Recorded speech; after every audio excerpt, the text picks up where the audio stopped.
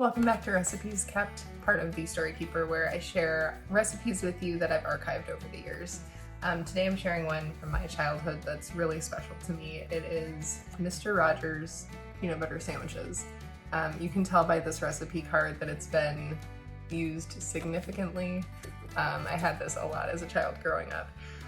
My grandma archived this recipe in 1993 from an episode of Mr. Rogers' Neighborhood. It was episode 1612, where Mr. McFeely shares his McFeely family snack with Mr. Rogers.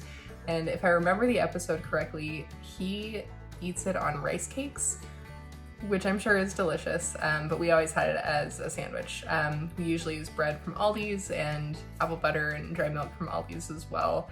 I went to 3 different stores trying to find the ingredients for this today, which is a lot more than I was expecting, so I hope it's as good as I remember. So this recipe is actually very simple. It's only 3 ingredients. One is milk powder. It's a non-fat, dry milk powder, basically, that you can mix with liquid to make milk, or you can use it in bread, rolls, muffins, this recipe, really whatever you want.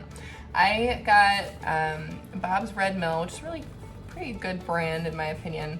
It was the only one that I could find, and it was honestly pretty expensive. I remember this being a lot cheaper when I was younger and not being so hard to find, so hopefully it's good. Next up is apple butter. So I've got pure unsweetened apple butter. I got this and the dry milk at Sprouts. I don't remember ever having this brand. I remember having a brand from Aldi, I think it was Musselman or something like that, when I was younger, and it was always really delicious. This one looks like it's going to be good, of course. I do want to learn how to can my own apple butter because it's one of my favorite condiments to have on like toast or on bagels. And then the last ingredient, of course, is peanut butter.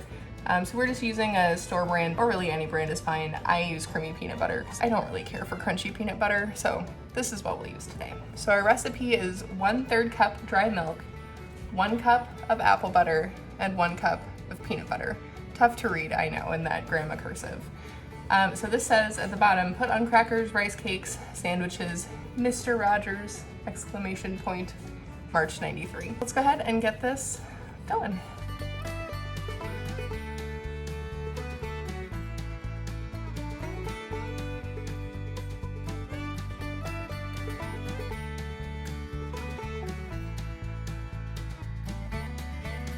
All right, this is what milk powder looks like.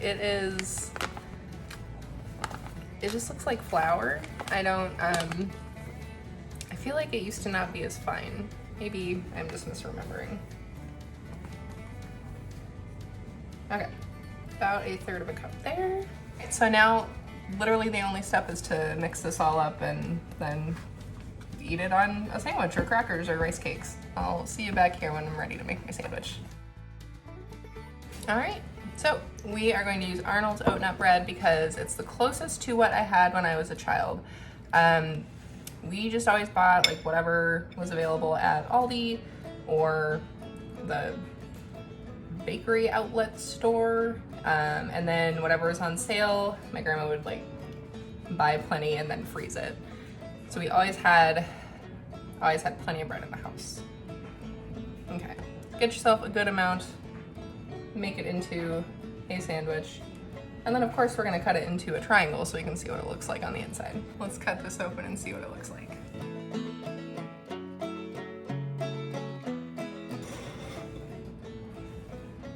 All right, like a peanut butter sandwich, as you might expect. But more importantly, how does it taste?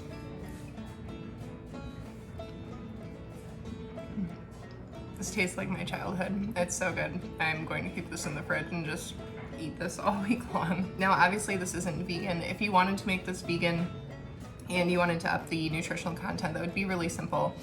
So you could leave out the non-dairy milk powder and you could replace it with flaxseed meal or hemp seeds or a mixture of the two. That is a snack that I have on crackers or animal crackers very frequently. I really like this. It's super easy, really quick to make. I have so many great memories of having this as a kid. I remember taking this to school in my lunch or as snacks to share with my friends back in the day when you could still do that. This is such a great, just memory from my childhood that I'm really glad my grandma archived so that I could have it later. Thanks for joining me on Recipes Kept. If you make this, let me know. I would love to see how it turns out for you and how you like it. Thanks for stopping by. Have a great day.